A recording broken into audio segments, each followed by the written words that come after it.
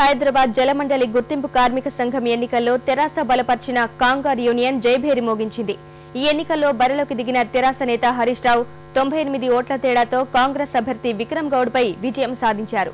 హరీష్ రావుకు 1547 ఓట్లు రాగా విక్రమ్ గౌడ్ కు 1449 ఓట్లు వచ్చినట్లు ఎన్నికల అధికారులు తెలిపారు. మూడో స్థానంలో తెలుగుదేశం, 4వ స్థానంలో ఎంఐఎంలు నిలిచాయి.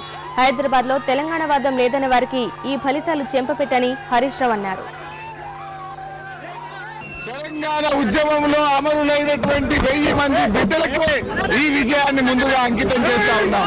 ఎవరైతే హైదరాబాద్ లో తెలంగాణ వాదం లేదు, హైదరాబాద్ లో తెలంగాణ బలం లేదని చెప్పే వాళ్లకు చెంప పెట్టులాగా ఈ రోజు సమాధానం చెప్పే కార్మికులకు చాలా మంచి నమస్కారం తెలియజేస్తా ఉన్నాను. మొన్న GHMCలో గులాబీ జెండా ఎగిరింది, నేడు HMWS లో గులాబీ జెండా ఎగిరింది. రేపు హైదరాబాద్ నగరం మీద కూడా ఎగిరే జెండా గులాబీ జెండా.